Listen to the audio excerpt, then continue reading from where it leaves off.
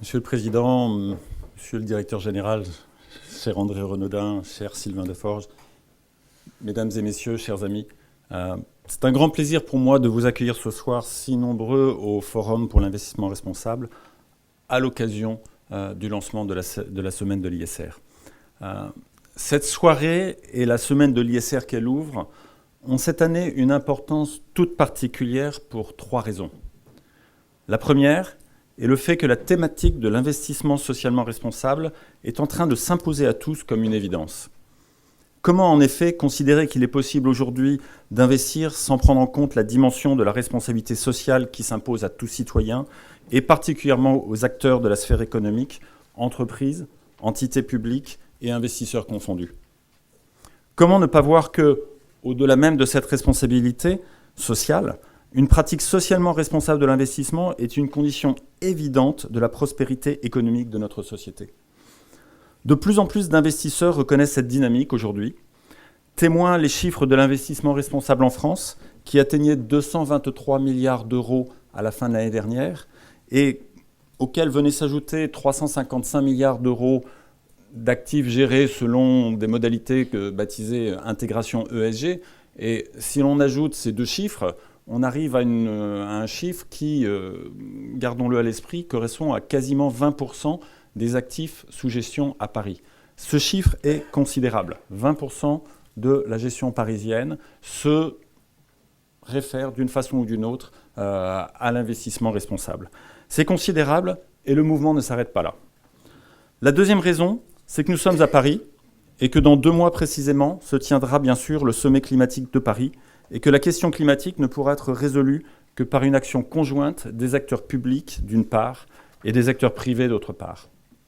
Dans ce contexte, les investisseurs ont un rôle fondamental à jouer de par leur fonction d'allocation du capital et il est évident que la communauté d'investisseurs développant une pratique socialement responsable ne peut qu'être à la pointe de ce mouvement.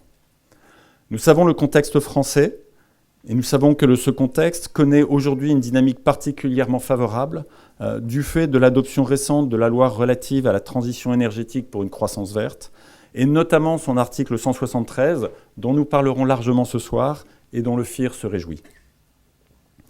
La troisième raison, enfin, parce que l'État français a pris l'initiative de créer 2 labels importants pour la communauté de l'ISR, le label Transition énergétique et climat, qui est maintenant officiellement lancé, et, si mes informations sont correctes, probablement un label ISR dans un avenir proche. En tant qu'organisation de place ayant comme mission la promotion de l'ISR, le Forum pour l'investissement responsable se réjouit de ces initiatives des pouvoirs publics et je veux adresser aux hauts responsables de l'État qui nous font l'honneur d'être avec nous ce soir que le message que le FIR tiendra avec les autres acteurs et autres organisations concernées toute sa place dans le travail à réaliser pour faire de ces labels des succès et pour les promouvoir. Le Forum pour l'investissement responsable rassemble, et c'est l'une de ses caractéristiques essentielles, l'ensemble des catégories de parties prenantes au débat de l'ISR. Investisseurs institutionnels, sociétés de gestion de portefeuille, conseils, syndicats, autres organisations de place et personnalités qualifiées. Beaucoup d'entre vous êtes les représentants de ces différentes catégories ici ce soir. Avec mes amis et collègues du conseil d'administration nouvellement élus du FIR, nous avons décidé de renforcer autant que possible cette dimension multi-parties prenantes, car nous sommes convaincus qu'elle constitue l'une des caractéristiques essentielles de l'ISR et surtout quelle est la condition de son succès. De notre point de vue, ce succès doit être mesuré non seulement à la taille des encours ISR sous gestion, mais tout autant au lien que l'ISR crée entre le monde économique et la société. C'est précisément cette dimension multipartite que le FIR sera heureux d'apporter dans la corbeille des savoir-faire nécessaires à la promotion des labels publics ISR et transition énergétique et climat.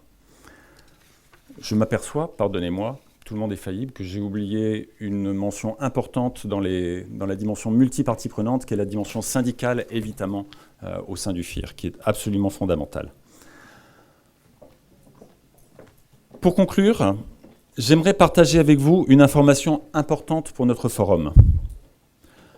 Convaincu de la nécessité de renforcer la capacité du FIR à prendre des positions sur les nombreux sujets techniques de son ressort, notre conseil d'administration a travaillé au cours de l'été à l'élaboration d'une charte des principes qui le caractérisent et qui rassemble ses membres. J'ai ainsi le plaisir de vous annoncer que le Conseil a adopté cette charte à l'unanimité au cours de sa séance de vendredi dernier et qu'elle sera diffusée aux membres de notre association dès demain avant d'être rendue publique prochainement.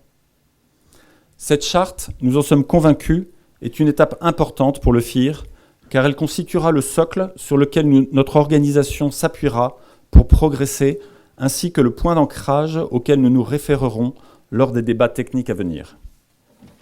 Le Conseil tenait, pour des raisons évidentes, à adopter cette charte de façon consensuelle. Et je veux partager avec vous ce soir le plaisir qui est le mien, que chaque mot, je dis bien chaque mot, qu'elle contient, et vous les découvrirez bientôt, ait effectivement fait l'objet d'un consensus au sein de notre Conseil qui, comme vous le savez, représente, à l'image du FIR, les parties prenantes nombreuses et diverses du monde de l'ISR que j'ai évoqué tout à l'heure. Je suis sûr que nos débats ce soir seront des plus riches compte tenu de la qualité des intervenants que nous avons la chance de réunir. Je tiens également à remercier chaleureusement le groupe AG2R La Mondiale, qui est membre du FIR, qui en assure l'une des vice-présidences et qui nous accueille ce soir dans des conditions excellentes. C'est clairement grâce à AG2R La Mondiale que cet événement a pu avoir lieu et je tiens du fond du cœur à les en remercier.